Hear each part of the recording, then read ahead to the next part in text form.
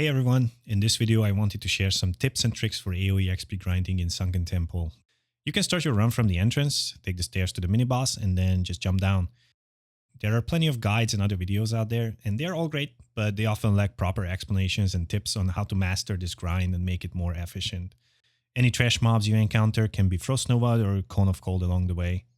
Oftentimes there's a caster here, so I like to save Blink and use it to blink through the corner to avoid the caster finishing their cast. Tip number 1, how to jump down from the mini-boss. Generally, you want to land at the center of this tile. The closer you are to level 54, the higher the chances of pulling extra mobs. Don't worry though, if you pull some mobs, just Frost Nova them and make a run for it. The downside of aggroing extra mobs is obviously that if you mess up the first wall jump, well, you're dead. Which brings us to tip number 2. This is almost the most important tip of the entire run. How to do the wall jump. You can practice the wall jump at this spot. I recommend doing at least a few dozen tries. If you practice on this wall, you will likely have no issues at the safe spot. I found this wall to be a bit trickier than the other one at the safe spot, so if you master this, you'll be golden. The trick is simple. Move forward with W, or left-right mouse button, as I prefer, and as soon as you hit jump, release the forward key. If you keep holding it, you will slide down the wall. This would land you somewhere in the middle. To make the second jump, do the opposite, hit jump, and then move forward. Tip number 3, running alongside the edges. It's easy to fall off the wall here, so angle your character 45 degrees toward the wall and run forward. Make sure you strafe around the corners.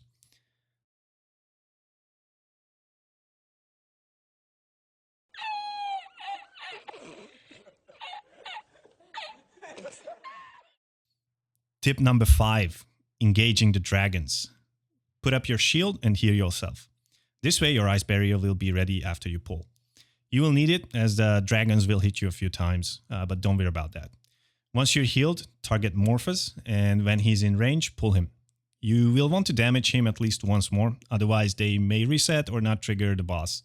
Pull them on top of Iranicus and you can wiggle around on top of him until he yells. After the boss yells, run around like a chicken and wait until the 2 dragons reset. At this point, make sure you have full health and mana. Run out of the room on the left to avoid aggroing the dragons and just wait until the last one finds its way inside. Tip number 6, making the pull. Now, this is where things can get a bit chaotic. More often than not, some of the dragons just don't want to find their way to the rest of the pack. You can either wait, but other mobs will start resetting about 2 minutes after triggering the boss. Once the first one starts running back, place a rank 1 blizzard on top of them.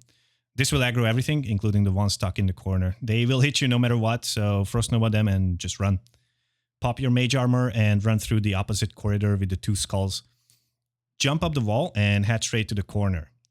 Ice block when the first few mobs approach you and maintain ice block until all of them pass. This serves 2 purposes. First, you will survive the mob's melee attacks, and second, it will force the casters to drop their casts and just run past you. If the mobs are scattered too much, just cold snap and reapply ice block. Once they've passed, go back to this spot and stand on the grout line of these 2 tiles. Then immediately do the first jump. Tip number 7, avoid dying on top of the ledge. It's not obvious, but if you stand on the edge of this ledge, mobs will keep running towards you and can kill you. Always run against the wall. After the mobs run outside of range, backpedal until you barely fall off. Don't go too far back though, as the casters will cast acid on you from miles away. Stack the mobs with rank 1 if necessary, otherwise use max rank. Tip number 8, placing Blizzard. I found this terrain to be a lot trickier than in Zul'Farrak, as mobs tend to run straight through a lot of the time. You will want to place the center of the Blizzard just a little bit to the right because the pack likes to run very close to the wall.